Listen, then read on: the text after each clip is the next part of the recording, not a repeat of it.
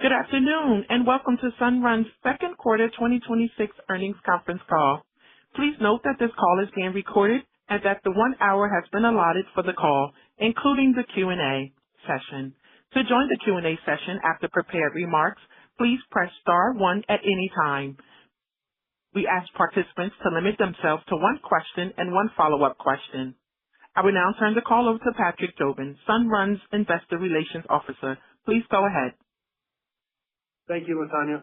Before we begin, please note that certain remarks we will make on this call constitute forward-looking statements related to the expected future results of our company, including our Q3 and full year 2026 financial outlook, and other statements that are not historical in nature, are predictive in nature, or depend upon or refer to future events or conditions, such as our expectations, estimates, predictions, strategies, beliefs, or other statements that may be considered forward-looking. Though we believe these statements reflect our best judgment based on factors currently known to us, actual results may differ materially or adversely. Please refer to the company's filings with the SEC for a more inclusive discussion of risks and other factors that may cause our actual results to differ from predictions made in any forward-looking statements. Please also note these statements are being made as of today, and we disclaim any obligation to update or revise them. Please note, during this earnings call, we may refer to certain non-GAAP measures, including cash generation, creation costs reflected in operating expenses, and creation costs reflected in capital expenditures, which are not measures prepared in accordance with U.S. GAAP. These non-GAAP measures are being presented because we believe they provide investors with a means of evaluating and understanding how the company's management evaluates the company's operating performance.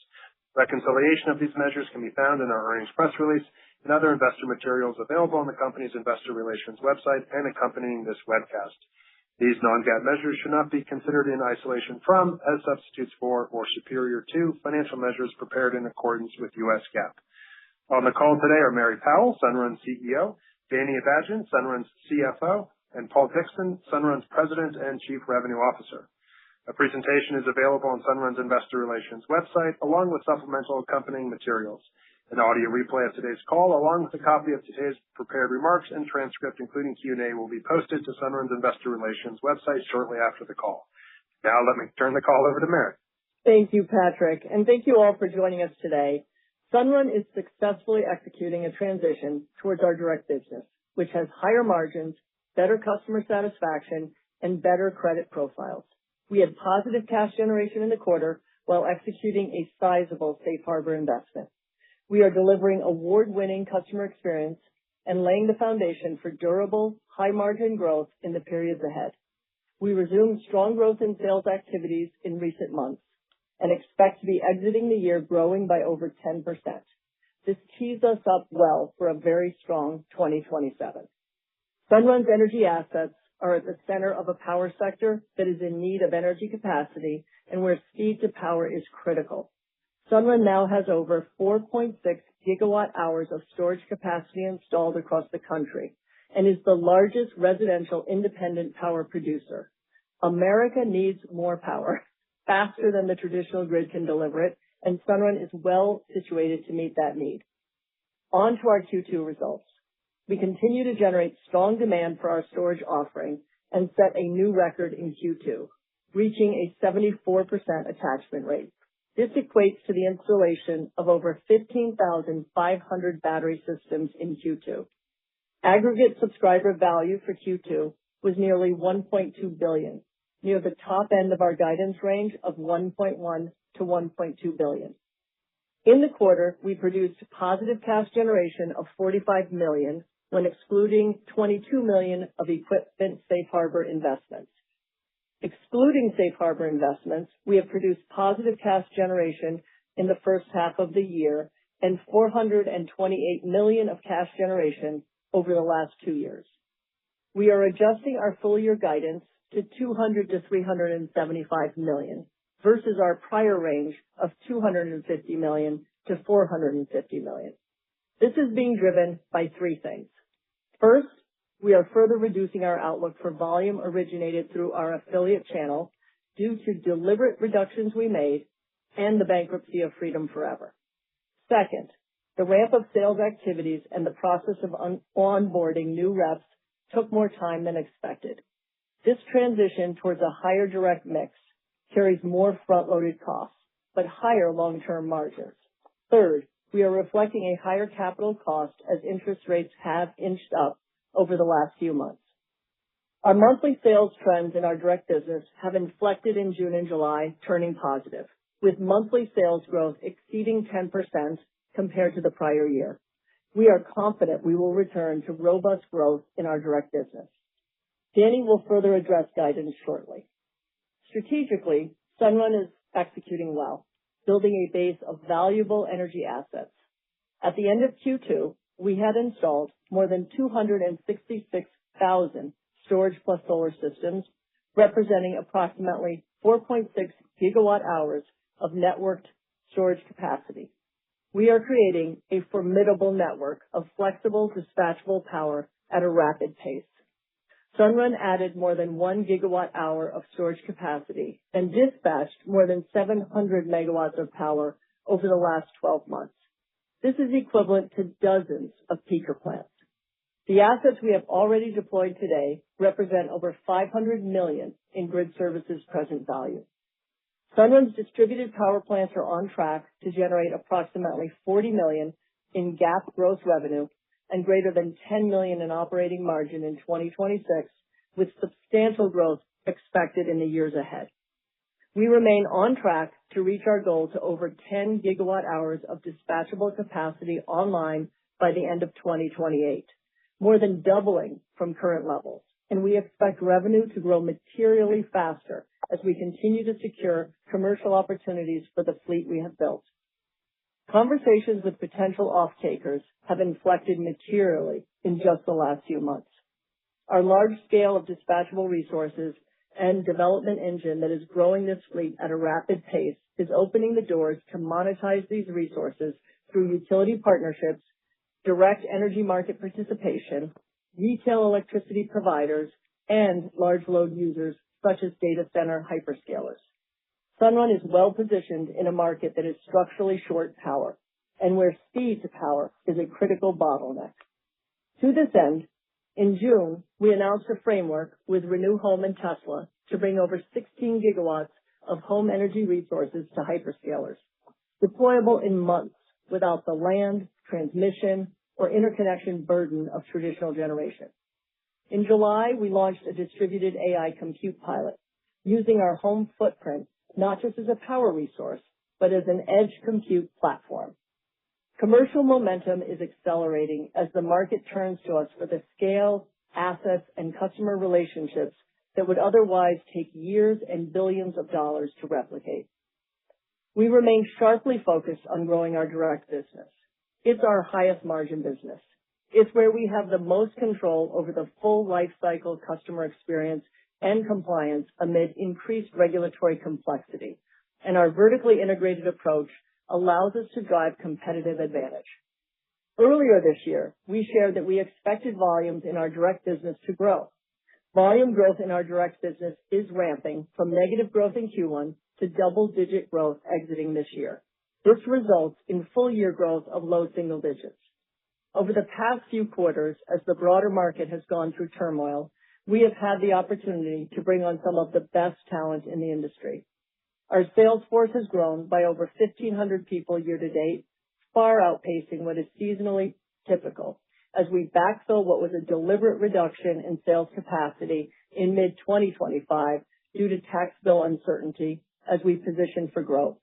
Importantly, this hiring is response to demand signals we're seeing for our battery offerings. Some of the talent we are onboarding from the industry is taking more time to acclimate to selling our more sophisticated product. We are being deliberate about that ramp, and we are building out our capacity to expertly guide customers through complex rate environments while presenting our full suite of advanced offerings. By holding our expanded team to the industry's highest standards for customer experience and operational quality, we are focused on achieving durable, profitable growth. New customer growth is only one lever. Increasingly, we're focused on unlocking value from the customers and assets we already have. Our distributed power plant business is a good example of this, monetizing capacity we've already installed and turning existing systems into a recurring, high-margin revenue stream with no incremental acquisition cost. As we grow customer participation in these programs and broaden monetization into data centers, grid edge applications, and capacity markets, we expect this to become a larger contributor to cash generation over time. We're seeing a similar dynamic play out in add-on batteries. As resiliency becomes a bigger priority for homeowners, existing solar-only customers, and even homeowners without solar are increasingly choosing to add storage to their homes. We installed nearly 1,200 add-on batteries during Q2, and momentum is accelerating as we explore various new offerings and markets. Between distributed power plant programs and add-on batteries, we're building substantial recurring cash flow streams that are additive to our core origination business. Before handing it over to Danny, I want to take a moment to celebrate some of our people who truly embrace our customer-first service mentality. For this quarter, I want to specifically highlight Sunrun Service Organization. In Q2, we launched Lighthouse, turning our best-in-class service capabilities for Sunrun customers into an opportunity to also serve non-Sunrun customers. Our service organization is well positioned to drive additional recurring cash flow growth. Connor and our regional service managers, thank you for the customer-focused execution that makes this possible. Thank you, Mary. We added nearly 21,000 customers in Q2, with the average system sizes up 2% from Q1. We achieved a 74% storage attachment rate in Q2, up 1 point from Q1. Our volume performance in Q2 continued to be impacted by the transition we are strategically undertaking to grow in our direct business, while reducing volume through our affiliate channel by applying more stringent requirements. In our direct business, volumes were up by more than 20% from Q1 and back to nearly flat year over year. We have rapidly expanded our sales force, and productivity metrics continue to improve as new sales talent adapts to Sunrun's customer-focused and margin-driven approach. We expect year-over-year volume growth in our direct business to resume in the third quarter, with second-half growth exceeding 10% versus the prior year. Our monthly sales trends in our direct business have inflected in June and July, with monthly sales growth exceeding 10% compared to the prior year. Affiliate volume was down 30% in Q2 compared to Q1, and down more than 70% year-over-year, driven by our decisions to scale back our affiliate partnerships and by continued challenges in the dealer ecosystem. This includes the impact of the bankruptcy of our partner, Freedom Forever. We now expect volumes from the affiliate channel to be down greater than 60% for the full year, and for our direct business volumes to represent greater than 85% of our total origination volume for the year. We remain confident in our actions to reduce affiliate volumes given the growing divergence in origination quality, customer experience, and margin profiles between our direct and affiliate businesses. Aggregate contracted subscriber value was $1.1 billion in Q2. On a unit basis, contracted subscriber value was approximately $55,000, up 10% year over year, driven by higher system sizes, a higher storage attachment rate, a higher average ITC level, and lower capital costs. We estimate upfront proceeds will be approximately $52,000 per subscriber after applying an advance rate of 94% against aggregate contracted subscriber value. We estimate upfront net subscriber value of approximately $2,000, representing a margin as a percent of contracted subscriber value of approximately 4%. This figure was lower this quarter, owing primarily to timing effects, including more front-loaded costs from our transition toward a higher direct mix. We expect this margin to increase next quarter. I'd like to spend a brief moment on changes to metrics. You will note that Sunrun no longer reports aggregate creation costs, a previously reported non-GAAP metric. We have introduced two new non-GAAP metrics: creation costs reflected in operating expenses and creation costs reflected in capital expenditures. Furthermore, Sunrun no longer reports aggregate net value creation metrics, including net value creation, contracted net value creation, and upfront net value creation. These changes are a result of a comment letter, which is now resolved. We will continue to report unit volumes and unit economics, which we believe are important operating measures for investors to track our business. These metrics are additive to and not a replacement of GAAP results. Cash generation was $23 million in Q2, or $45 million excluding the $22 million net investments in equipment safe harboring. Cash generation is a non-GAAP metric. Please reference the earnings release and other associated investor relations materials published today for a reconciliation to its most directly comparable GAAP measure, cash provided by operating activities. Turning now to our activity in the capital markets.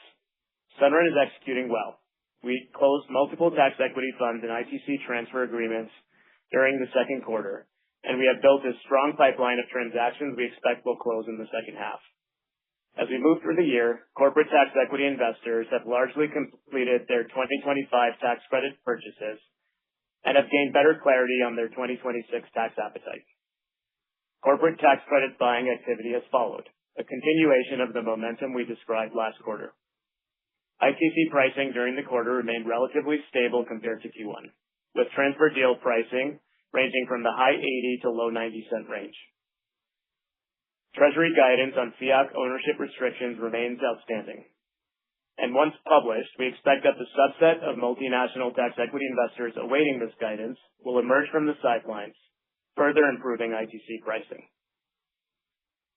As of today, closed transactions and executed term sheets provide us with expected tax equity capacity or equivalent to fund approximately 1,000 megawatts of projects for subscribers beyond what was deployed through the second quarter. We also have over $840 million in unused commitments available in our non-recourse senior revolving warehouse loan to fund over 340 megawatts of projects for retained subscribers as of the end of Q2. Year to date, we have raised approximately $1.5 billion in non-recourse asset level debt financing. We recently priced a $267 million public securitization, our second transaction of the year, at a spread of 200 basis points, a 20 basis point improvement from our most recent transaction in Q2. We expect additional securitization activity during the second half of the year. Approximately 32% of our subscriber additions in Q2 were monetized through the non-retained or partially retained model. As a reminder, proceeds from these transactions are equal to or better than our on-balance sheet retained monetization, while also providing simpler GAAP treatment and further diversification of capital sources. Under the joint venture structure, we retain a share of long-term cash flows, along with bridge services and the ability to cross-sell customers. Turning to our outlook on slide 23. We are revising our aggregate subscriber value guidance to a range of $4.6 to $4.9 billion for the full year, compared to our prior guidance of $4.8 to $5.2 billion. We are revising our cash generation guidance to a range of $200 million to $375 million for the full year, before investments in safe harbor equipment of between $50 and $100 million. We have reduced our volume outlook for the full year, principally driven by a reduction to our affiliate volume and a slower sales ramp in our direct business than we initially forecasted as we undergo the transition towards more growth in our direct business.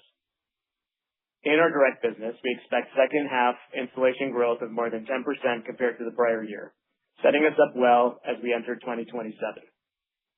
In our affiliate route, we expect installation volume to be down more than 60% this year. In addition to these volume trends, sustained higher interest rates have also modestly impacted cash generation. We expect to continue to allocate cash generation to reduce parent leverage. In the coming quarters, we will evaluate additional value accretive capital allocation strategies depending on the market environment and our outlook. Operator, you can now open the line for questions.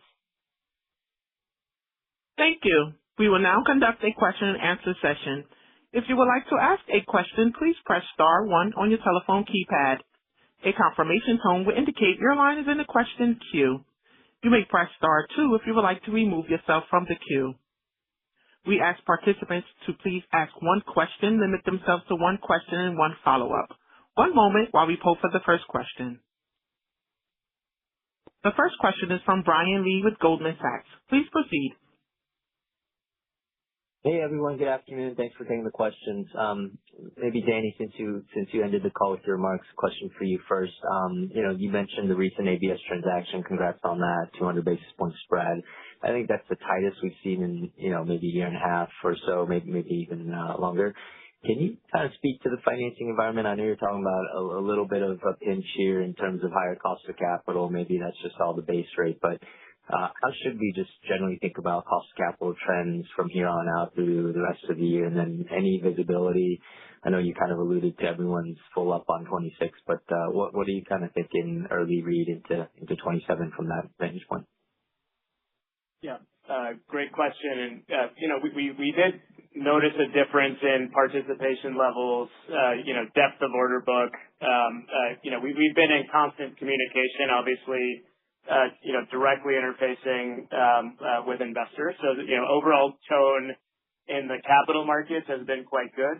Overall kind of participation from a asset class standpoint, I think we've always been getting the confidence. I think last year was a year where several more people waited until this year to participate. And we're definitely seeing that in the results here. I would focus on from an overall all-in cost of capital standpoint, we've seen some spread benefit. We've also seen increase in base rates. Taken together, we still see cost of capital modestly higher than we were expecting coming into the year. But obviously, from an overall capital availability standpoint, and enabling what we have planned for the rest of the year, very positive signals from the ABS market. The other part of capital markets for us is the ITC transfer market, which has also been active. I think we noted last quarter there was an improvement of price that largely held this quarter based on the transaction activity we've seen or currently seeing in our pipeline. And we also remain optimistic there, as we noted in the remarks, fiat guidance comes out, that would only be additive to the market in terms of boosting participation, where we see participation already at a healthy place. Okay, helpful color. I appreciate that. And then maybe a bigger picture question. I don't know if this one is maybe for Mary. Just thoughts on the battery storage opportunity. Obviously, you guys have pushed hard on that and been very successful.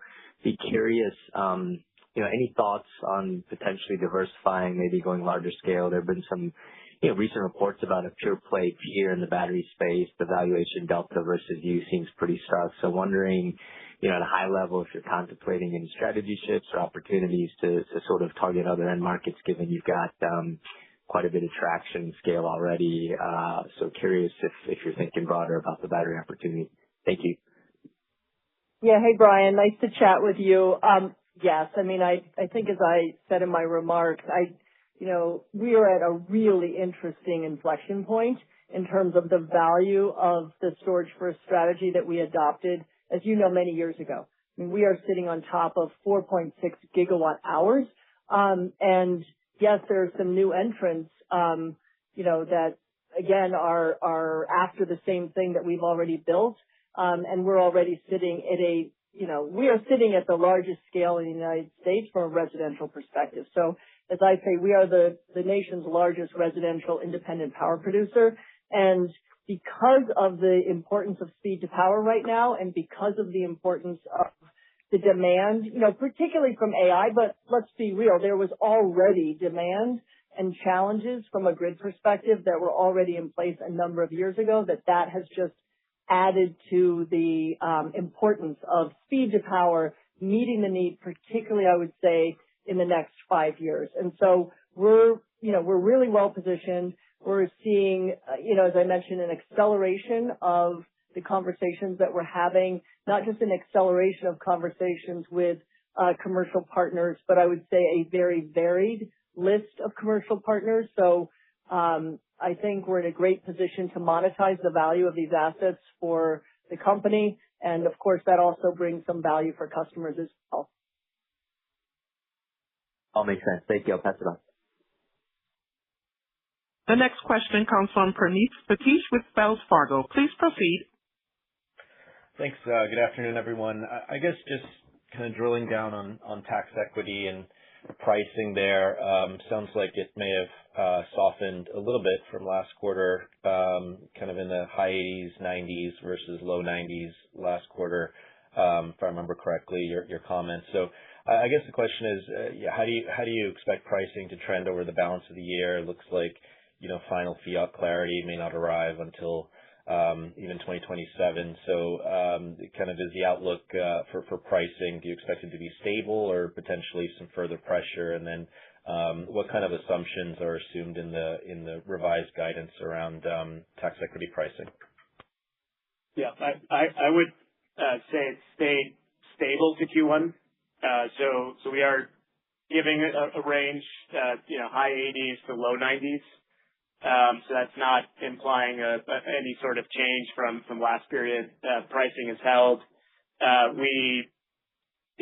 To answer the question on future direction, we saw this year kind of get a look. There was a start of activity after some people were paused due to tax appetite uncertainty. We've certainly seen 2025 volume mostly or entirely clear the market. And then we've seen focus turn heavily to 2026 as people have been working sequentially themselves in their own tax planning. So, velocity, volume has picked up. We're seeing that. We're experiencing that ourselves. We're reading about that, as it gets reported in the market.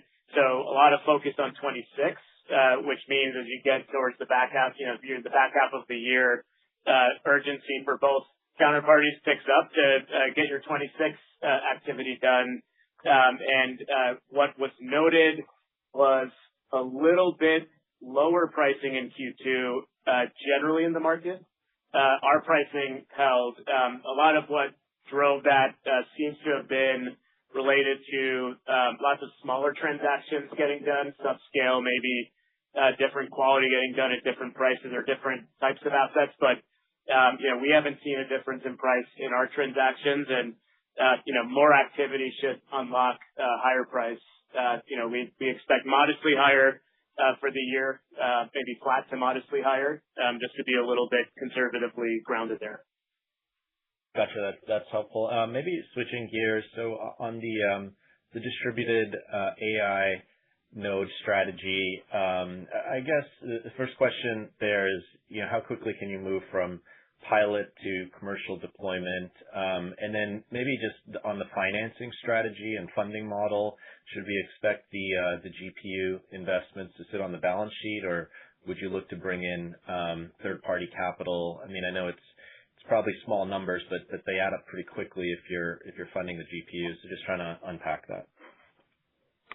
Yeah, thanks for the question. We're excited about innovation and exploring the power of distributed compute because, again, we sit on the largest number of customers and homes across the country where people generate and store their own power. And so it's a really interesting way to think about creating value both for Sunrun and from a customer perspective. So again, it is a pilot and we expect to learn a lot from it. We do expect to learn a lot within a few months. But Paul, why don't you talk a little bit more about the distributed compute pilot and then take that other question on the funding and how we're thinking about it. Yeah, for sure. So I think one of the things we know we have is a lot of customers with controllable power, and we can allocate that power to flow through a meter, and we've got this flex product that generates a bunch of excess power. And so allocating those electrons to the highest return is something that we're, constantly thinking about. And when you look at the value of using those electrons to power a GPU in someone's home versus the alternative, the returns to us are really, really attractive. So we're excited about the economics of it. We've got, as you know, over 1 million host customers today with our solar and/or solar and storage offerings. And so upon the announcement, we saw a really, great surge of inbound customers calling saying they're interested and would like to host these sites. And so we see a really low CAC opportunity and then leveraging our, existing service. So we see a lot of opportunities to have a very low entry point into a pilot and into, an initial scale. Around the question on financing, we have a lot of experience in financing assets, and I think rolling this into, a similar type structure is something that would be really natural for us as we scale the product. But I think as Mary said over the next couple of months, we'll be expanding the pilot, working through it, and making decisions from there. Gotcha. Thank you. The next question comes from Maheep Mandloi with Mizuho. Please proceed. Hey, thanks for the question here. Just want to try to understand the cash generation range over here or the percentage on that for you guys. As we kind of go into next year, could you expect the similar second half run rate for cash generation? So starting with volume as a driver, we noted that we've inflected in terms of growth in the direct business. So we're seeing sales up 10% year over year, and we expect back half volumes in the direct business to be up similarly, more than 10% year over year, and getting the whole year to a low single-digit growth in the direct business. And now that's offset by the contraction of more than 60% in the affiliate business. So that, through the year should levelize. And we implied we would be carrying unit volume growth into next year. We're not guiding to 2027 at this point, but the volume trends are positive. Obviously, we noted cost of capital was a little bit of a modest headwind, but generally, as we grow scale, we do expect fixed cost absorption and more efficiency and productivity in the business. And some of the kind of near term unit margin contraction you're seeing is just related to the speed of the ramp on the direct side. And that should largely be behind us as well as we get to the end of the year. So it's all positive indicators for what we carry into 2027. Appreciate it. And just to follow up, just on the cost side, the latest news on potential tariffs on 232 and others in the works over here. Do you see enough levers in terms of utility bills going up, or ability to pass it down to the end customers, or how do you see that in 27, 28? Sorry, just to clarify, was that as to the impact on our cost structure or utility rates? I just want to make sure I heard that correctly. No, your cost structure in terms of the solar equipment costs and what flexibility do you see next year to pass that on? Yeah. I got it. So it's a minimal impact to us. We have been increasingly buying domestic on the module side. I'll remind you, costs are about 1/3 of our cost structure, and I think this is a modest impact to a portion of that 1/3. So I think we feel like we could absorb it. We have been buying more domestic, and we've also hedged a little bit in terms of our planning for the year in terms of equipment costs. So I think we feel like we could easily absorb that. Good. Appreciate it. Thank you. The next question comes from Colin Rusch with Oppenheimer. Please proceed. Thanks so much, guys. Could you talk a little bit about the cadence and rate of conversion on the sales pipeline? Are you seeing an increase in conversion rate, or is that starting to trend a little bit differently? Yeah, great question. So we've onboarded, as we've kind of talked about, we're growing our direct business quite aggressively. Since the beginning of the year, we've brought on over 1,500 new salespeople, and we're seeing those new salespeople carry with them kind of the traditional conversion rates that a new salesperson brings with them as they come into the business, and growing and ramping those numbers as we would expect.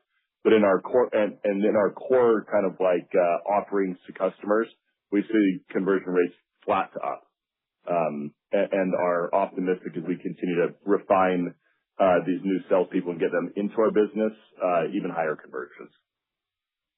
Okay, that's super helpful. And then thinking about the portfolio of energy storage assets, can you talk a little bit about any sort of network effect that you're starting to see in terms of monetization, and how we should think about year-to-year variability and revenue from the portfolio of energy storage that you've got under management?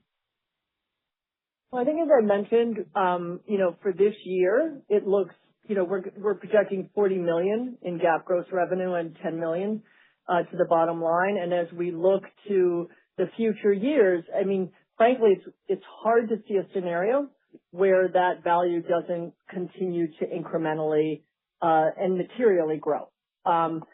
We have, traditionally focused on, I would say, utility relationships, regulatory programs, and some, favorable market rules like we have in some states to monetize the value of these assets for the grid and for customers and for Sunrun.